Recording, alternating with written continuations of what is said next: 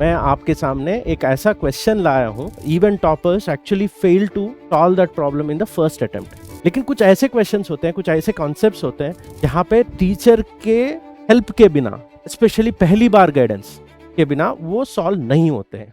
Hey you guys, welcome back to our channel. This is Janardan sir, your physics sir ji. आज मैं आपके सामने एक ऐसा क्वेश्चन लाया हूँ जो पहली बार जब बच्चे उसको देखते हैं अपने क्लासरूम में, जब पहली बार टीचर उस क्वेश्चन को बच्चों के सामने रखता है, इंट्रोड्यूस करता है, तो मैंने ये देखा है even toppers actually fail to solve that problem in the first attempt. ऐसा बहुत कम क्वेश्चंस में होता है। बहुत अच्छे स्टूडेंट्स होते हैं जिनको अगर आपने उस पर्टिकुलर चैप्टर की कॉन्सेप्ट्स दे देते हो, एप्लीकेशन प्रॉब्लम्स प्रैक्टिस दे देते हो, तो उसके बाद जब भी कुछ हायर लेवल प्रॉब्लम उनको समझाने की या बताने की कोशिश करते हो तो वो खुद से कर लेते हैं। लेकिन कुछ ऐसे क्वेश्चंस होते हैं, कुछ ऐसे कॉन्सेप्ट्स होते हैं, कुछ ऐसी प्रॉब्लम सॉल्विंग एप्लीकेशंस होते हैं फिजिक्स के जेई एडवांस में स्पेशली, कि कितना भी आप कॉन्सेप्चुअल प्रैक्टिस करते हो, कितना भी प्रॉब्लम सॉल्विंग एप्लीकेशंस करते हो, लेकिन वो एक ऐसे क्वेश्चंस होते हैं जहाँ पे टीचर के हेल्प के बिना, स्पेशली पहली बार गाइडेंस के बिना, वो सॉल्व नहीं होते हैं। एंड ऐसे क्वेश्चंस को देखने में और उस क्वेश्चन के सामने हारने में कोई शर्म की बात नहीं होती है, right? We should enjoy that losing to that particular question, क्योंकि उसके बाद जिस तरीके की सॉल्यूशन आपको आपकी टीचर बताते हैं, विजुअलाइज करवाते हैं, उस कॉन्सेप्ट्स के बाद कोई भी ऐसे वाले क्वेश्चन के सामने आपकी जीत ही होगी, राइट? तो ये इतनी कॉन्फिडेंस के साथ मैं ऐसे कैसे कह सकता हूँ कि ये जो क्वेश्चन मैं आपको दिखाने वाला हूँ, ये पहली बार किसी से नहीं होता है। क्योंकि मेरे साथ भी वही हुआ जब मैं जेई का कोचिंग ले रहा था अपनी क्लासरूम में। जब ये क्वेश्चन पहली बार टीचर ने इंट्रोड्यूस किया, ये बहुत स्टार्टिंग वाली चैप्टर है, काइनेमेटिक्स की चैप्टर है। मैं क्वेश्चन दिखाऊंगा, आप में से बहुत सारे 12th के बच्चे होंगे जो उन्होंने काइनेमेटिक्स कर लिए होंगे, उनके भी मेमोरीज ताज़ा हो जाएंगे उस क्वेश्चन को देखते हुए। अभी बयास मत होना, अभी ये मत कहना कि ये क्वेश्चन दिखाने में ये तो मुझे आता है। ये आता है क्योंकि आपके टीचर ने आपको गाइड कर दिया होगा, आपने खुद से फेल्यूर के बाद उस क्वेश्चन को पहली बार अटेम्प्ट करने के बाद ना बहुत बार प्रैक्टिस किया होगा। लेकिन आप अगर 12वीं की बच्चे हो तो एक बार वापस जाके सोचो, जब ये क्वेश्चन आपने पहली बार देखा तो आपका क्या माइंडसेट था, पहली बार हो चुका था तो कमेंट्स में बता दीजिएगा, right? I will salute you. Otherwise you try to recollect and I will try to give my version of the solution and to make sure कि इसके इर्द गिर्द जो कॉन्सेप्ट्स होंगे वो बाद में आप कैसे सॉल्व कर पाते हो, राइट? तो उस क्वेश्चन के बारे में बस I will also give you an idea about how this question was utilized by JEE previous exam questions and also some Olympiad papers. Okay, मैं बात कर रहा हूँ, ये एक्चुअल क्वेश्चन नहीं है जो मैं इरिडो से आपको इंट्रोड्यूस करवाने वाला हूँ, उसका कनेक्टेड क्वेश्चन है ये, राइट? जैसे चेजिंग प्रॉब्लम्स होते हैं, ये आप देख सकते हो 1984 का जेई एडवांस का क्वेश्चन है। जब 4 लोग एक स्क्वायर के कॉर्नर्स पे है और एक दूसरे को चेस करते हैं कांस्टेंट स्पीड पे, राइट? देखा होगा, राइट? और ये बहुत सारे ओलंपियाड पेपर्स में भी अपेयर हुआ है। इस पर्टिकुलर वीडियो के एंड के बाद I will give you a bonus question as a homework, जिसको आप कमेंट्स में टाइम स्टैम्प लगा के आंसर कर सकते हो। Okay, right? अगर आप 11वीं के बच्चे हो और ये क्वेश्चन आप पहली बार देख रहे हो, तो जो मैं कनेक्टेड क्वेश्चन दिखाने वाला हूँ इरिडो से, तो पॉज करके वीडियो को एक बार पहली बार अटेम्प्ट करना और फिर आगे जाना सोल्यूशन में। Okay, right? तो ये है कनेक्टेड क्वेश्चन जो मेरी तरफ से, मेरी आइडियोलॉजी ये है कि ये सारे चेजिंग प्रॉब्लम्स का रूट इस क्वेश्चन में है। इस क्वेश्चन को अंडरस्टैंड करोगे, इस क्वेश्चन को सॉल्व करोगे, इस क्वेश्चन के इर्द गिर्द के कॉन्सेप्ट्स आप ठीक से समझ पाओगे तो कोई भी चेजिंग क्वेश्चन आप कर सकते हो, right? So this is the question I'm talking about, which is very tough to solve for a first timer without a teacher. ये मेरी राय है, राइट? एंड जब आपने पहली बार ये 1.13 इरिडो क्वेश्चन देखा होगा, आप बता दीजिएगा कि आपसे हुआ कि नहीं, अगर हुआ तो कितना टाइम में, राइट? एंड कैसे आपने किया, राइट?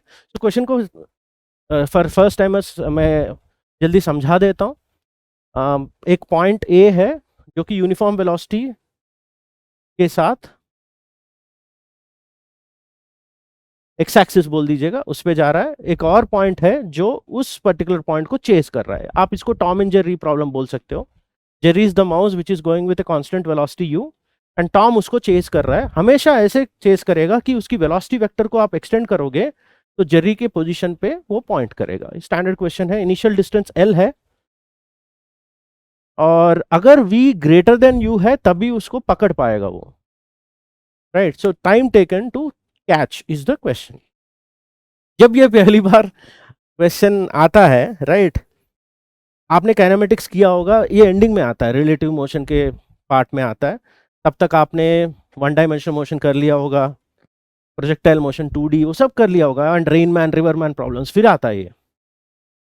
तो आपने प्रॉपर 1 मंथ की प्रैक्टिस काइनेमेटिक्स के बाद जब ये क्वेश्चन देखते हो तो ऐसे लगने लगता है कि आपने सारे फॉर्मूले ट्राई कर लिए होंगे, वहां तक जितना सीखा होगा उसको आपने अप्लाई कर लिया होगा, लेकिन ये नहीं होता है क्वेश्चन, राइट। वहां पे आपको एक बात समझनी चाहिए कि कोचिंग एक अच्छी बात होती है, राइट। हमेशा सेल्फ स्टडी से सब कुछ नहीं होता है, राइट। तो एक टीचर आपको उस पर्टिकुलर क्वेश्चन में कौन सा राह दिखाता है, कौन से पाथ पे आपको ले जाता है, वो बहुत इंपॉर्टेंट होती है, not only for that question but in future when spin off questions of that kind appear ना, आपको कॉन्फिडेंस मिल जाती है कि इस तरफ, इस विजुअलाइजेशन के साथ आपको आगे जाना है।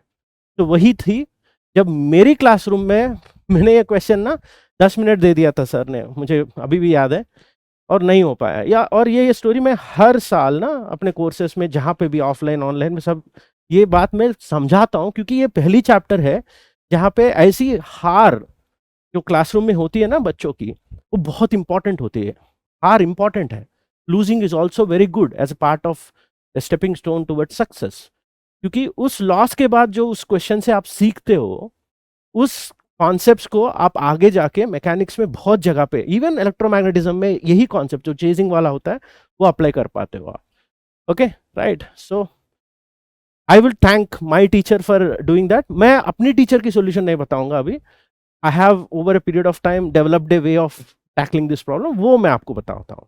जो मेरे बच्चे कोर्सेस में पढ़ते हैं उनको तो पता होगा कि मैं इस कॉन्सेप्ट को ना, चेजिंग वाले कॉन्सेप्ट को, एक स्प्रिंग जब डिफॉर्म होता है ना एंड पॉइंट्स के वेलोसिटीज की वजह से, उसको विजुअलाइज करते हुए मैं करवाता हूँ। तो माइंड में ये आप एक सोचो कि एक स्प्रिंग है और उसकी एंड पॉइंट्स को आपने वेलोसिटी दिया है। जैसे यहाँ पे आपने देखा वेलोसिटी v1 है और यहाँ पे वेलोसिटी v2 है, और इस एंड का एक और परपेंडिकुलर कंपोनेंट v परपेंडिकुलर है। तो आप ये सोच सकते हो कि जो स्प्रिंग का लेंथ है ओरिजिनली s0 अगर है और वो चेंज होगी तो ये v1 और v2 की वजह से ही होगी। अगर v1 और v2 इक्वल है तो स्प्रिंग की लेंथ तो चेंज होगी नहीं। तो रिलेटिव स्पीड जो है एंड्स की अलोंग द स्प्रिंग, वो चेंज करती है लेंथ को। और v परपेंडिकुलर का क्या ड्यूटी होगा? v परपेंडिकुलर का ड्यूटी होता है कि स्प्रिंग को रोटेट करना। ये विजुअलाइजेशन बहुत सिंपल सी बात है। तो एट एनी आर्बिट्ररी इंस्टेंट ये जो s है आप देख सकते हो कि डिक्रीज हो रही है, कंप्रेस हो रही है। तो minus D S by D T which is a positive number, क्योंकि एस डिक्रीज हो रही है, तो minus D S by D T is a positive number, that would be the relative speed along the spring. मैंने यहाँ सोचा कि v1 is greater than v2, इसलिए वो कंप्रेस होकर रोटेट भी हो रही है v परपेंडिकुलर की वजह से। तो minus D S by D T you can write as v1 minus v2। बस यही कॉन्सेप्ट को आप इस चेजिंग प्रॉब्लम में लगा सकते हो। तो अगर आप ये विजुअलाइज करते हो कि यहां से स्टार्ट होते हुए जो टॉम है, कैट है, वो ऐसे कर्व्ड पाथ में चेस करने की कोशिश कर रहा है और अपनी वेलोसिटी वेक्टर को इस जेर्री यानी माउस के पोजीशन पे एम कर रहा है, राइट। एंड इस जो डिस्टेंस है ना बिटवीन देम, को एक स्प्रिंग की तरह, एक कंप्रेसिंग स्प्रिंग की तरह आप विजुअलाइज कर सकते हो। तो उसी स्प्रिंग को यहां से यहां लगा लो और आप ये बोल सकते हो कि जो along the component of the spring velocities है ना, they are responsible for reducing the length of the spring। तो v तो कंप्लीटली स्प्रिंग के अलोंग है, तो v डायरेक्टली इस फॉर्मूला में आ जाएगा। और u का जो कंपोनेंट है ना along the spring, that would be responsible for the compression. तो अलोंग द स्प्रिंग की इक्वेशन आप क्या लिखोगे? अज्यूमिंग कि उस इंस्टेंट पे उस इंस्टेंट पे अगर स्प्रिंग का लेंथ s है तो फिर से minus D S by T T along spring लिख देते हैं।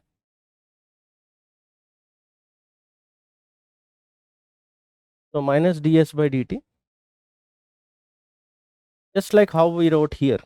यहाँ कैसे लिखा आपने, जो अलोंग द स्प्रिंग का वेलोसिटी है ना, तो u cos theta is trying to increase the spring length and v is trying to reduce. तो v minus u cos theta हो जाए। तो आप इसको माइनस डी एस को आप इंटीग्रेट करोगे, क्योंकि फाइनल डिस्टेंस इनिशियल डिस्टेंस आपको पता है चेजिंग वाले क्वेश्चन में, एंड ये हो जाएगा integral V D T minus U integral cos theta D T. ठीक है, एंड एस का इनिशियल डिस्टेंस क्या था, ये था एस का इनिशियल डिस्टेंस, जो कि एल दिया है ना उन्होंने, ये एल था राइट। तो एस का इनिशियल लिमिट एल होगा और फाइनल लिमिट 0 होगा। तो अगर टाइम टेकन 0 टू टी है, 0 टू टी है, तो इसको आप लिखोगे L is equal to D T minus ये पूरा टर्म। इसको वहां पे रोक के रखते हैं। एक और डिस्टेंस है जो एक्स एक्सिस के डायरेक्शन पे हो रहा है। तो आप ये सोच सकते हो ये स्प्रिंग का जो प्रोजेक्शन है ना एक्स एक्सिस पे, वो भी तो चेंज हो रहा है, क्योंकि आप ना इस cos थीटा को इंटीग्रेट नहीं कर सकते। That is the place where you get stuck when you are solving this question for the first time. Okay, तो इसको एलिमिनेट करने के लिए आपके माइंड में ये सोच आनी चाहिए कि cos थीटा वाले टर्म ना एक और इक्वेशन में कैसे ला सकता हूं। तो आपको तो यहाँ पे u cos थीटा नजर आया, एक और थीटा है भाई यहाँ पे अलोंग एक्स एक्सिस, अगर आप देते हो ये भी थीटा है।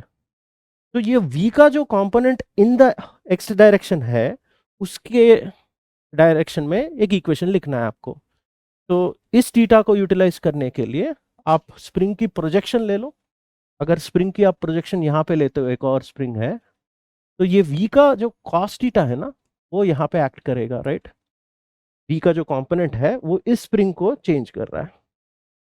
u is directly increasing the length of the spring and v cos theta is decreasing the length। ये वाला स्प्रिंग वाला आइडिया जब आप माइंड में डालते हो तो आसान हो जाता है। सो अलोंग एक्स एक्सिस जो इक्वेशन में लिखने वाला हूं, इसको एलिमिनेट करने के लिए वो होगा T X by D T का rate of increase of X. मैंने माइनस नहीं लिखा क्योंकि मैंने एक्स को इंक्रीज सोचा माइंड में, फाइनली तो आपको एलिमिनेट ही तो करना है। तो वो हो जाएगा आपका u minus B cos theta. जब आप इसको इंटीग्रेट करते हो ना dt को उस तरफ लेके जाके, ये हो जाएगा इंटीग्रल u dt। dt को उस तरफ ले जाते हैं, एक सेकंड, हाँ, ये u dt and minus integral cos theta dt। तो ठीक से लिख देते हैं,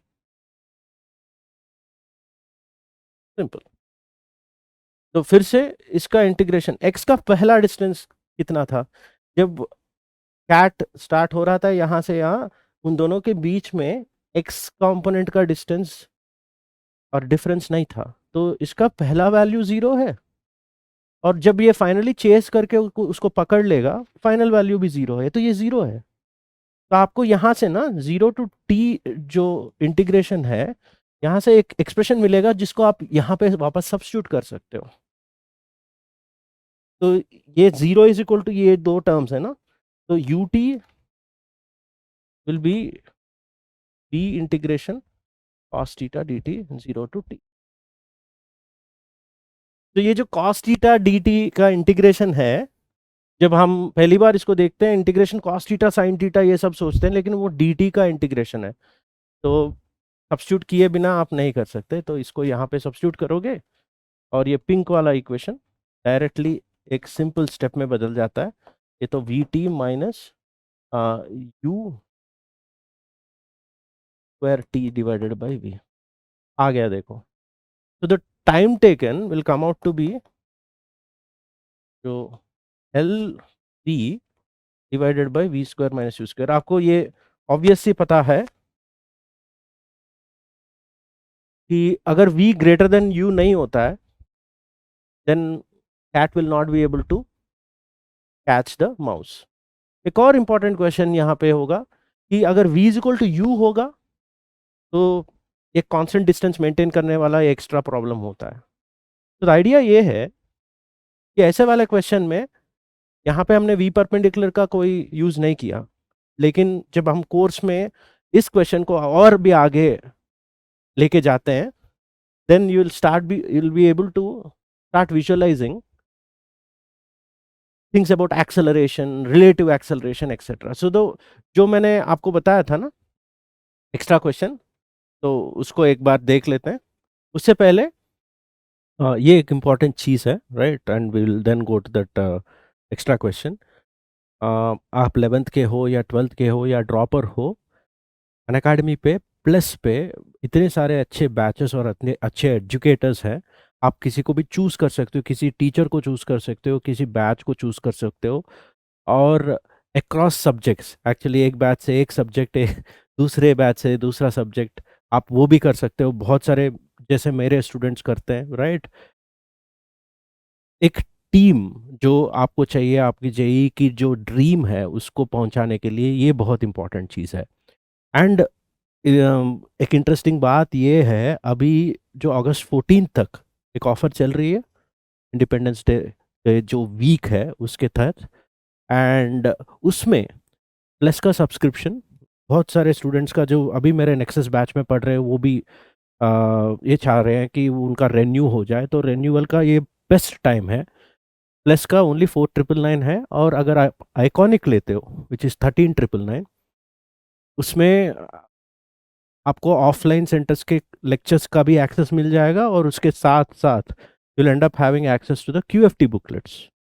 Okay, QFT booklets are this problem solving booklets which are exclusively required for your top rank achievement. Okay, so अगर आपको मैंने बहुत बार ऑलरेडी बता चुका हूँ इस चैनल पे और हमारे कोर्सेस में कि QFT का क्या इंपॉर्टेंस होता है। सो अगर आप नए हो तो आप यहाँ पे वीडियो पॉज करके QFT का जो भी इंपॉर्टेंस है आप पढ़ सकते हो, राइट।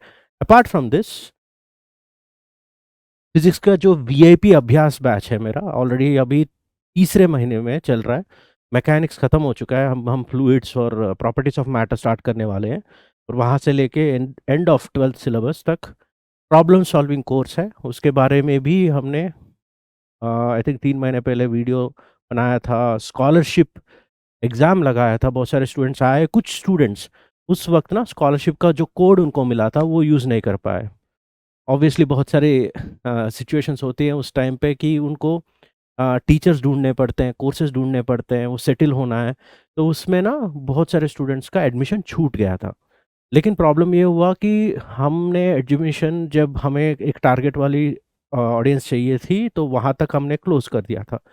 लास्ट 2 महीनों से बहुत सारे जो स्टूडेंट्स उस टाइम के थे, और बाद में कुछ और बच्चों को पता चला कि ये वाला जो वीकेंड कोर्स है इसको आप टॉप अप कर सकते हो कोई भी अदर कोर्स के लिए। आप मेरे भी कोर्सेस में पढ़ रहे हो या बाहर से भी पढ़ रहे हो, ये प्रॉब्लम प्रैक्टिस कोर्स है, राइट, एक्सक्लूसिव टॉप लेवल के लिए, जेई एडवांस एंड ओलंपियाड्स के बारे में। तो उसमें अगर आपको फिर से एडमिशन चाहिए, right, there is a small window. ये विंडो लिमिटेड विंडो है क्योंकि रिक्वेस्ट आ रहे थे बच्चों की।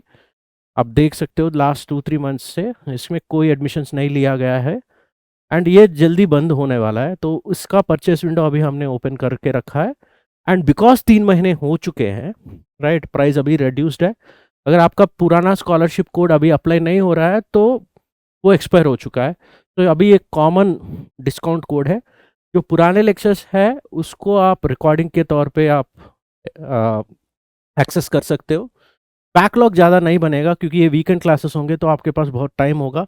मोस्ट प्रॉब्ली 1 या 2 महीनों में, अगर आप आज से स्टार्ट करते हो तो 1 और 2 महीनों में सिंक में आप कैचअप कर सकते हो ऑन गोइंग बैचेस के लिए।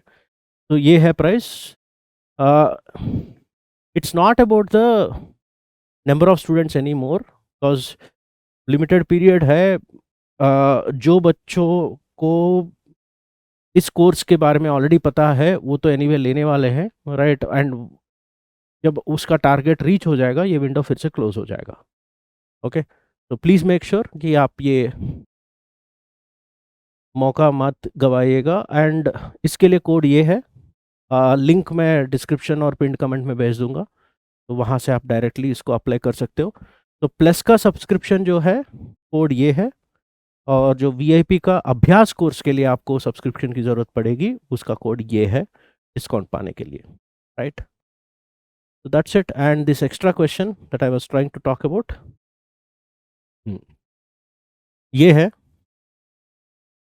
जो हमारा जो प्रीवियस जेई एडवांस वाला क्वेश्चन था, उसमें अगर उसने इनिशियल एक्सेलरेशन पूछा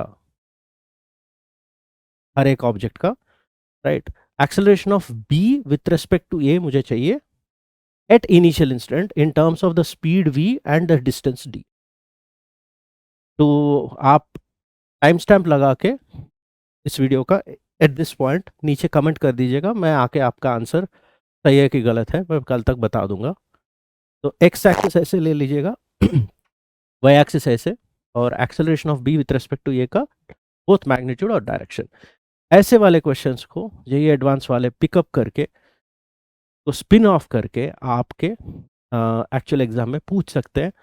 So the way this particular question teaches you things, and that is really something that you should learn. Okay, so that's all for this particular video, and see you in the next one.